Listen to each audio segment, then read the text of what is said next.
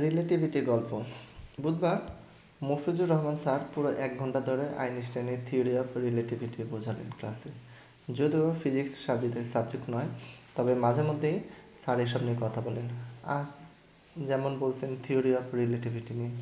এই থিওরি কি, কখন আবিষ্কৃত হয়, কিভাবে কাজ করে, এসব একেবারে পুঙ্খানুপুঙ্খরূপে বোঝানোর পরে তিনি পুরো 2 গ্লাস পানি পান করলেন। পানি পান করার শেষে বললেন, এখন আমি পরীক্ষা করব কে কী রকম বুঝেছ।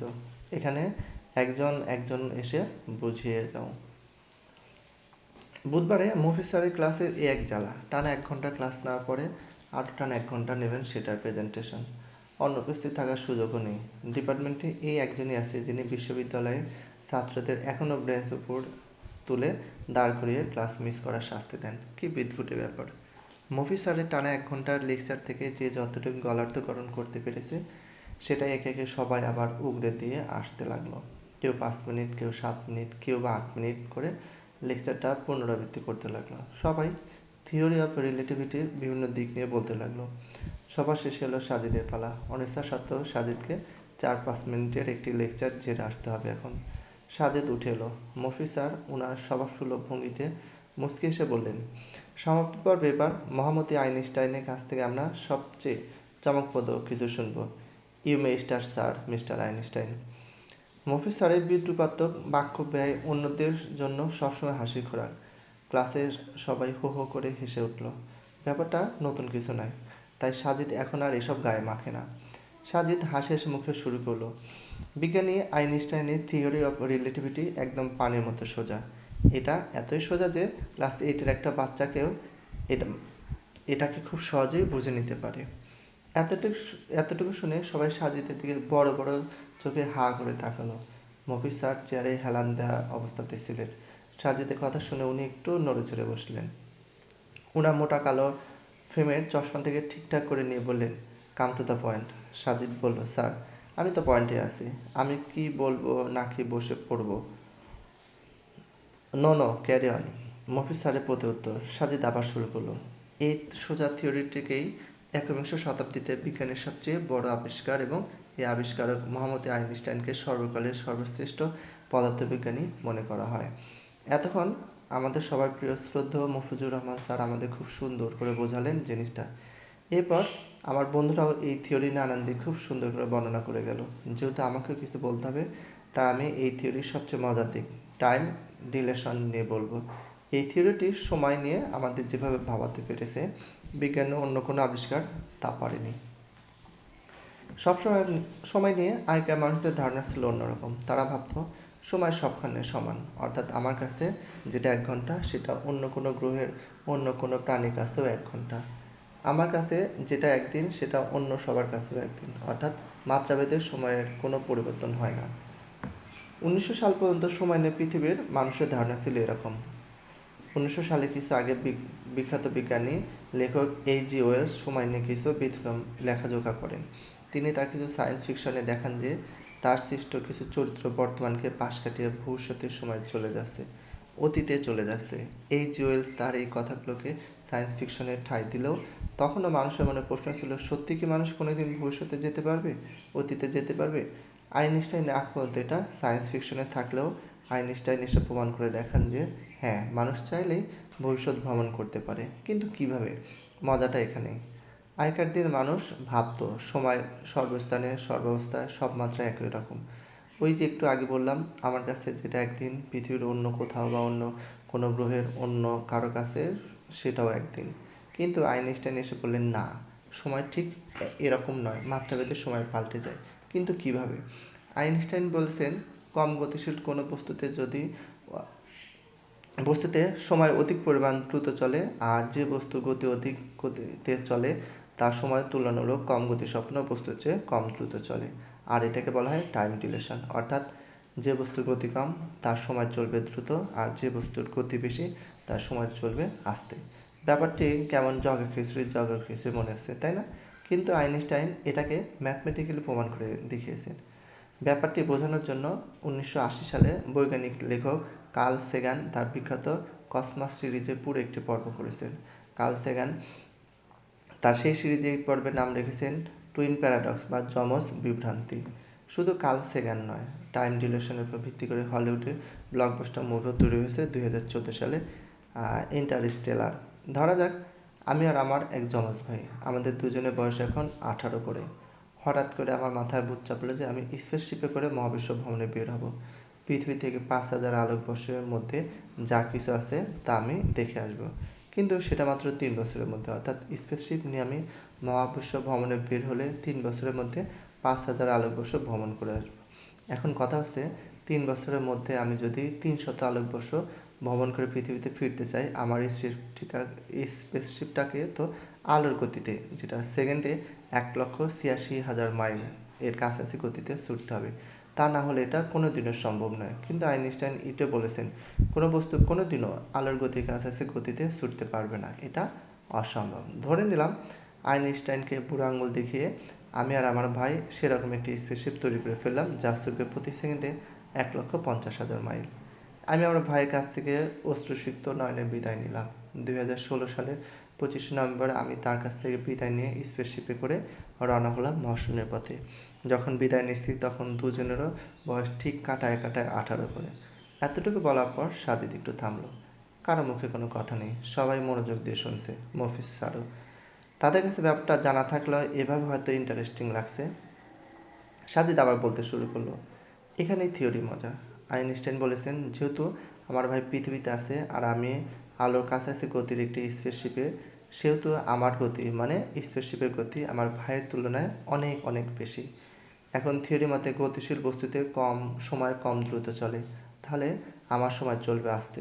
থিওরি আবার বলছে কম গতিশীল বস্তুতে সময় অত্যন্ত দ্রুত চলে, তাহলে আমার ভাইয়ের সময়গুলো চলবে দ্রুত।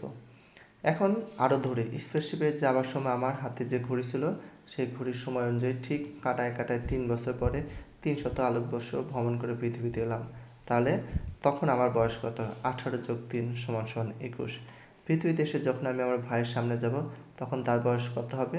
তার বয়স কি 21 হবে? হা হা হা, একদম না। আলোর কাছাকাছি গতির স্পেসশিপ নিয়ে আমি যে 3 বছর মহাশূন্যে কাটিয়ে এসেছি, সে 3 বছর পৃথিবীতে পার হয়ে যাবে প্রায় 50 বছর। কেন এমনটা হলো? কিভাবে? মাত্রায় আর গতিতে আমার আর আমার ভাইয়ের সময়ের মধ্যে একটা তারতম্য ঘটে গেছে। আমি দ্রুত গতির স্পেসশিপে থাকার কারণে আমার সময় যেখানে চলছে, আমার ভাইয়ের সময় সেখানে চলছে দ্রুত। আমার যমজ ভাই যাওয়ার সময় যার বয়স ছিল আমার মতোই 18, আমি এসে দেখব সে তখন 68 বয়সের একটা বৃদ্ধ, তার হাতে একটা লাঠি, কোমর নুয়ে গেছে, শরীর ভেঙে পড়েছে। এটাকে রূপকথার গল্পের মতো মনে হলেও এটাই সত্যি। এই জন্য কার্ল সেগান এটাকে টুইন প্যারাডক্স বা যমজ বিভ্রান্তি বলে উল্লেখ করেছেন। এভাবে 2016 সালে এরকম দ্রুতগতির যান নিয়ে মহাবিশ্ব ভ্রমণে বের হয়ে 3 বছর পরে এসে আমি চাইলে 2066 সালে পৃথিবীকে দেখে ফেলতে পারি মাত্র 3 বছর বয়স বাড়িয়ে। এটাই ভবিষ্যৎ ভ্রমণ। আমার বয়সসীমারা যখন কেউ কবরে, কেউ মৃত্যুসজ্জায়, তখনও আমি থাকতে পারি 21 বছরের টগবগে তরুণ। ব্যাপারটা এরকম। এটাই time dilation, special theory of রিলেটিভিটির সবচেয়ে মজার অংশ। সাজিদের প্রেজেন্টেশন শেষ। সবাই জোরে জোরে হাততালি দিতে লাগলো। মফিজুর রহমান দাঁড়ালেন, তারপর ব্যঙ্গাত্মকরূপে সাজিদের দিকে তাকিয়ে বললেন, তোমাদের কোরআনে এই থিওরির ব্যাপারে কি কিছু আছে? সাজিদ বুঝতে পারল যে স্যার তাকে নিয়ে বিদ্রূপ করতে চাচ্ছেন। সে মাথা নিচু করে ফেলল। মফিজ স্যার বললেন, তা তোমরাই তো বলো, তোমাদের কোরআন আধুনিক বিজ্ঞান নিয়ে নাকি কত কথাই বলেছে সেই 1400 বছর আগে। তাই জানতে চাচ্ছিলাম আর কি এরকম কিছু বলেছে কিনা। হা হা হা। স্যারের সাথে তাল মিলে ক্লাসের আরও কয়েকজন হেসে উঠল। এরা তারা যারা সাজিদকে একদম সহ্য করতে পারে না। সাজিদ বলে, স্যার উইথ ডিউ রেসপেক্ট, আল কোরআন বিজ্ঞানের কোনো থিওরিটিক্যাল বই নয় যে এখানে বিজ্ঞানের সব কিছু সব সাইড নিয়ে বলা থাকবে। এটা মানুষকে বিজ্ঞান শিক্ষা দিতে আসেনি। এটা মেইন পারপাস মানুষ যেন জাগতিক জীবনে সৎ, ন্যায় এবং সুন্দর জীবনযাপন করে, তাকওয়াবান হয়ে পরকালে জান্নাত লাভ করতে পারে।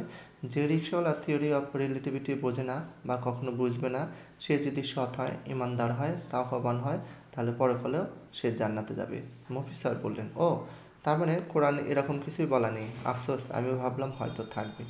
সাজিদ মাথা তুলে বলল, জি না স্যার, কোরআনে এরকম কিছু আছে। সাজিদের কথা শুনে পুরো ক্লাস থ হয়ে রইল। সাজিদ বলল, স্যার আমি এতক্ষণে স্পেশাল থিওরি অফ রিলেটিভিটির যে অংশটি নিয়ে বললাম সেটার সারমর্ম হলো সময় দুটি মাত্রায় দুটি অবস্থায় দুই রকম আচরণ করে। কেন করে সেটাও বললাম। সময়ের ব্যাপারে এত চমকপ্রদ তথ্য আমাদের জানিয়েছেন মোহাম্মদ আইনস্টাইন 1905 সালে। এর আগে তা আমরা জানতাম না। আমরা জানতাম সময় সবখানে সব অবস্থায় সমান। শুধু আমরাই নয়, সুপ্রাচীনকাল থেকে তাবৎ পৃথিবীর মানুষের ধারণা ছিল এটা।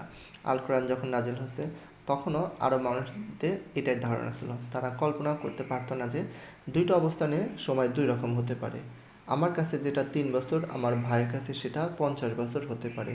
তারা সেটা ভাবতেও পারেনি। কিন্তু আল কোরআন এসে তাদের অন্যরকম কিছু জানালো। আল কোরআন জানাচ্ছে হ্যাঁ এটা সম্ভব। আল কোরআন বলছে ফেরেশতা এবং রূহ আল্লাহর দিকে আহরণ করে এমন একদিনে যার পরিমাণ তোমাদের হিসাব মতে 50,000 বছর। সূরা আল মারিজ 8:4। দেখুন আল্লাহ বলেছেন যে ফেরেশতারা এমন একটি দিনে আল্লাহর কাছে যায় যেটা আমাদের হিসাব মতে 50,000 বছরের সমান। তাদের একদিন সমান সমান আমাদের 50,000 বছর। তারা মানে কারা? ফেরেশতারা। ফেরেশতারা কিসের তৈরি? নূর অর্থাৎ আলোর। আলোর গতি কীরকম? সেকেন্ডে 1,86,000 মাইল। এই আলোর তৈরি ফেরেশতারা এমন একদিনে আল্লাহর কাছে পৌঁছায় যেটা আমাদের গণনায় 50,000 বছরের সমান। এটার সাথে স্পেশাল থিওরি অফ রিলেটিভিটির টুইন প্যারাডক্সের ব্যাপারটা মেলান তো। আমি এমন 3 বছরে 300 আলোকবর্ষ ভ্রমণ করে এলাম যা আমার যমজ ভাইয়ের হিসাব মতে 50 বছরের সমান। আমার 3 বছর সমান সমান আমার যমজ ভাইয়ের 50 বছর। ফেরেশতাদের একদিন সমান আমাদের 50,000 বছর। এটাই হলো আইনস্টাইনের থিওরির বিশেষ অংশ। এটার নাম টাইম ডিলেশন।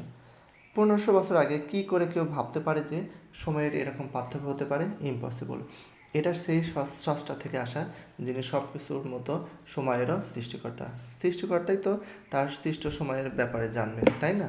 সময়ের যে পার্থক্যের ব্যাপারে আমাদের আইনস্টাইন জানালেন 1905 সালে, সেটা 1500 বছর আগে নিরক্ষর মুহাম্মদ সাল্লাল্লাহু আলাইহি সাল্লাম কীভাবে জানবেন যদি না সময়ের সৃষ্টিকর্তাই ওনাকে না জানান? আপনি বলতে পারেন আল কোরআন কি তাহলে এখানে থিওরি অফ রিলেটিভিটি শেখাচ্ছে? একদম না। আমি আগে বলেছি কোরআন বিজ্ঞানের কোনো থিওরিটিক্যাল বই নয়, এটা সায়েন্সের বই নয়, এটা সাইনের বই। এটা একটা চিরন্তন সত্য, স্রষ্টার কাছ থেকে আসা। তাই এটাতে বিভিন্ন উপমায় উদাহরণের ভঙ্গিতে এমন কিছু থাকবে যা সময়ের সাথে সাথে বিজ্ঞানের সাথে মিলে যাবে। এতে অবিশ্বাসীদের কাছে এটার গ্রহণযোগ্যতা, এটার বিশ্বাসযোগ্যতা, এটার অথেন্টিসিটি বেড়ে যাবে। এই বই তার এসব সাইন দিয়ে অবিশ্বাসীদের মনে দাগ কাটবে, যেমন দাগ কেটেছে ডক্টর গ্যারি মিলারের মনে, বিজ্ঞানী ডক্টর মরিস বুকাইলের মনে, বিজ্ঞানী কিথ মুরদের মনে, যেমন দাগ কাটছে পশ্চিমের হাজার হাজার খ্রিস্টানদের মনে। এসব সাইন দেখে প্রতিদিন পৃথিবীর আনাচে কানাচে ইসলাম ধর্ম গ্রহণ করছে শত শত মানুষ। ক্লাস পিরিয়ড শেষের দিকে মফিজুর রহমান স্যার ওনার চোখে মোটা কালো ফ্রেমের চশমাটা খুলে চশমার কাজ পরিষ্কার করতে হতে হাঁটা ধরলেন। দরজার কাছে গিয়ে তিনি মুখ ফিরিয়ে সাজিদের দিকে তাকালেন। সাজিদ বলল, আসসালামু আলাইকুম স্যার।